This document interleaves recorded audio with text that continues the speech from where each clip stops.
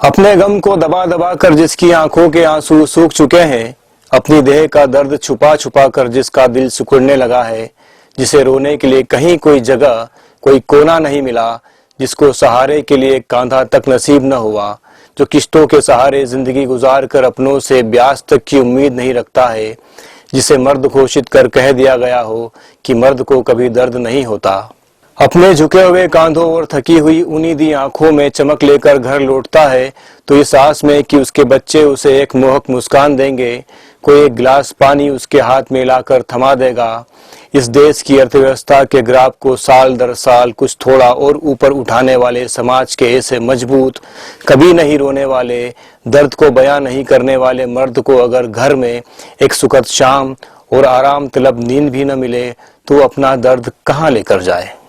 भीतर से टूट चुके दर्द से कराहता हुआ ये मर्द दफ्तर से अवकाश वाले दिन किसी शाम में जब अकेला बैठकर सोचता होगा अपने होने के मायनों के बारे में, तो शायद उसे मिर्जा गालिब का यही शेर याद आता होगा, न था कुछ तो खुदा था, कुछ न होता तो खुदा होता,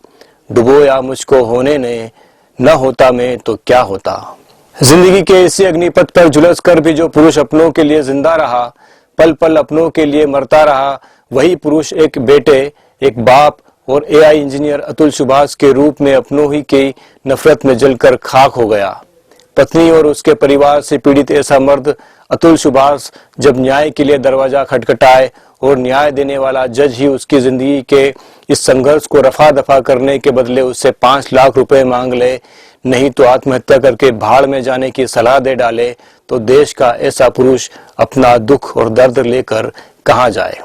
कभी झूठे दहेज के केस में तो कभी दुष्कर्म का आरोप में, कभी भरण पोषण के नाम पर तो कभी परिवार और माँ बाप से अलग करने के नाम पर, कभी बच्चों की कस्टडी के नाम पर तो कभी घरेलू हिंसा के आरोप के नाम पर नारीवादी का नारा बुलंद करते इस समाज में, फेमिनिज्म अलापते इस देश में, बेंगलुरु में 34 साल के AI software engineer Atul Subhash अपनी आत्महत्या से न सिर्फ घर से लेकर दफ्तर तक की बंद दीवारों के पीछे सुबकते अकेले पड़ चुके पुरुषों की व्यथा बयां कर गए, बल्कि पीड़ित के लिए नर्क में तब्दील हो चुकी इस देश की न्याय व्यवस्था पर भी थूक कर चले गए हैं।